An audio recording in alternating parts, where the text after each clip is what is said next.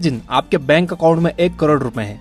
हो सकता है कि आप में से कुछ लोगों के अकाउंट में सच में हो, लेकिन ट्विस्ट ये है कि आप उन 1 करोड़ में से बस 2 लाख रुपए ही यूज कर सकते हो। आपका एक्सेस बस 2 लाख तक ही है। अब बताओ कैसा लगेगा? फ्रस्ट्रेशन होगा। इसी तरह हमारी जो सोचने की पावर है वो हम 2% ही यूज करते हैं, जस्ट 2%। बाकी के 98% पर एक एवरेज इंसान का एक्सेस ही नहीं है। और गुड न्यूज ये है कि ब्रेन पावर का ये खजाना अनलॉक किया जा सकता है। लेकिन आखिर ये खजाना है कितना बड़ा? हमारे ब्रेन में 100 बिलियन ब्रेन सेल्स हैं। 1 बिलियन होता है 100 करोड़ का, ओके। और इन 100 बिलियन ब्रेन सेल्स में से हर एक सेल कनेक्टेड है 20,000 दूसरे सेल्स से। ब्रेन एक्सपर्ट टोनी बुज़ैन के मुताबिक इसका मतलब ये है कि अगर हम हमारे सारे ब्रेन सेल्स यूज कर सकें तो हर एक इंसान इस पूरे यूनिवर्स में पाए जाने वाले जितने भी मॉलिक्यूल्स हैं उनसे भी ज्यादा आइडियाज जनरेट कर सकता है। क्रिएटिव और पावरफुल आइडियाज जनरेट करने का कितना अमेजिंग पावर है हमारे पास। इस पावर को अनलॉक करने के लिए आपको बस नजरिया बदलने की जरूरत है। और नजरिया बदलने के लिए आपको बस खुले दिमाग से सोचना होगा, यानी एक ब्रॉड माइंड से सोचना होगा। आपको किसी भी काम, कोई भी चीज, कोई भी सर्कमस्टेंसेस की बिग पिक्चर देखनी होगी।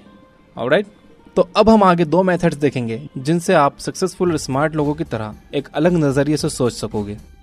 फर्स्ट मेथड है फ्लेक्सिबल थिंकिंग। हमारी दुनिया बहुत तेजी से बदल रही है, ना सिर्फ साइंस की फील्ड में बल्कि हर फील्ड में।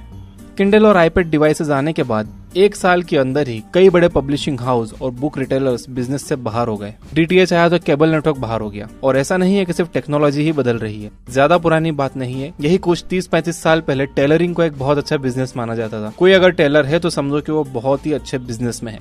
लेकिन जैसे ही रेडीमेड आया 90% टेलर्स बिजनेस से बाहर हो गए। इसीलिए समझदारी इसमें है कि हम हमारी सोच को फ्लेक्सिबल और एडॉप्टेबल रखें और इस तेजी से बदलती हुई दुनिया में खुद को शार्प रखें और हमेशा कुछ नया सीखते रहें। Nobel prize winner economist Gary Becker के मुताबिक अमेरिका में जो टॉप अर्नर्स हैं उनमें से 20% लोगों की सैलरी हर साल करीब 11% इंक्रीज होती है। बाकी की 80% की जस्ट 3% इंक्रीज होती है। ऐसा क्यों होता है? गैरी बेकर दोनों में डिफरेंस बताते हैं कि जो टॉप 20% लोग हैं वो कॉन्स्टेंटली कुछ नया सीखते रहते हैं, खुद को एजुकेट करते रहते हैं। और बाकी के जो 80% हैं वो कुछ भी नया नहीं सीखते, वो अपने पुराने मेथड्स पर ही चलते हैं। तो फ्री टाइम में आराम करके स्ट्रेस कम करना बुरा तो नहीं है, लेकिन वो फ्री टाइम पूरी तरह से आराम करने में ही नहीं निकाल देना चाहिए। रीडिंग और लर्निंग भी बहुत अच्छे तरीके हैं स्ट्रेस कम करने के, ओके। सेकेंड मेथड है क्रिएटिव थिंकिंग। अगर आप खाना बनाना जानते हो तो आपको पता होगा कि जब फर्स्ट टाइम आपने खाना बनाने की कोशिश की थी तो कितना गंदा बना था। लेकिन चूंकि आप एक अच्छे कुक हो और अच्छे कुक की निशानी है कि वो अपनी गलतियों से सीखता है, तो वो बार बार कोशिश करता है और एट लास्ट वो अपनी नई फेवरेट डिश बना ही लेता है। क्रिएटिव थिंकिंग भी इसी तरह काम करती है। आपको रिस्क लेना होते हैं, गलतियां करनी होती हैं और उन गलतियों से सीखना होता है और एक क्रिएटिव रास्ता ढूंढना होता है इम्प्रूवमेंट का। क्रिएटिव थिंकर्स दुनिया पर राज करते हैं। वो अपने गोल्स पूरे करने के लिए कंटिन्यूली तेज, आसान और बेटर रास्ते ढूंढते ही रहते हैं।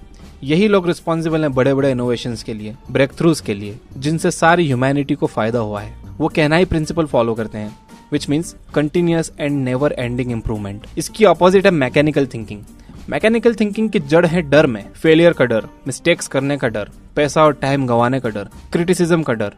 इसकी वजह से मैकेनिकल थिंकर्स पुराने आइडियाज और मेथड्स में अटके हुए रहते हैं। नेचुरली ये लोग सक्सेसफुल नहीं होते क्योंकि ये लोग अपने कंफर्ट जोन से बाहर आकर चेंजेस ही नहीं करना चाहते।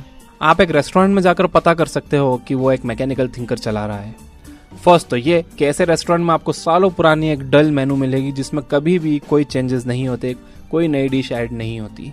और सेकेंड ये कि इसी की वजह से वहाँ ज्यादा कस्टमर्स भी नहीं आते। दूसरी तरफ जो क्रिएटिव थिंकर्स होते हैं वो कॉन्स्टेंटली इम्प्रूवमेंट के लिए मेहनत करते रहते हैं।